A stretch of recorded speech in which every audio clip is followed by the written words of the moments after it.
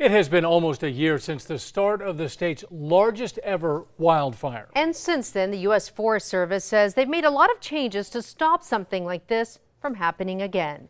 News 13's Alexis Koneski explains.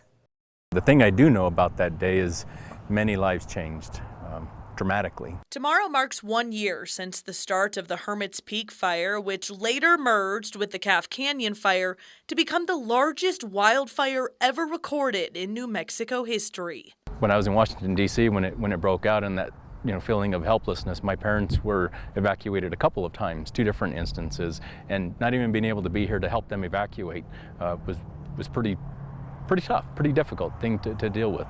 For Sean Sanchez, the forest supervisor for the Santa Fe National Forest, the crisis hit home since he's originally from Mora County.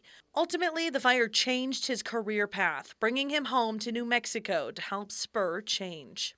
Did we learn from what occurred this last year? And I would say we have. After the fires, the Forest Service ordered a review, and that led to significant changes in federal prescribed burning.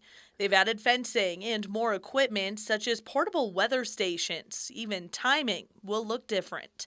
In the past, there might have been longer-term approvals, week-long approvals, up to month-long approvals to conduct a burn. Now we're only doing day-by-day approvals. New technology will also play a role moving forward, like infrared technologies with drones to find where heat sources might still be. The Calf Canyon fire started when a Forest Service burn from January reignited in April. In the past, you can walk up and we see here's where the pile was. There's no smoke, there's no visual flames. Fire's good. Well, come to find out, when you start putting like thermal imagery, there's still heat under there. More fire crews will also be on standby within 30 minutes of any burn, with someone checking daily to make sure the fire is where it should be. The governor signed Senate Bill 21 this week.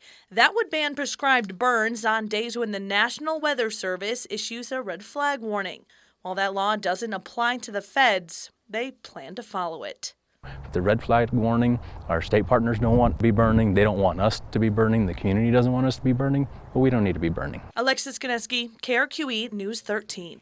The Santa Fe National Forest will hold a Facebook Live to discuss prescribed burns in more depth. That's set for April 21st.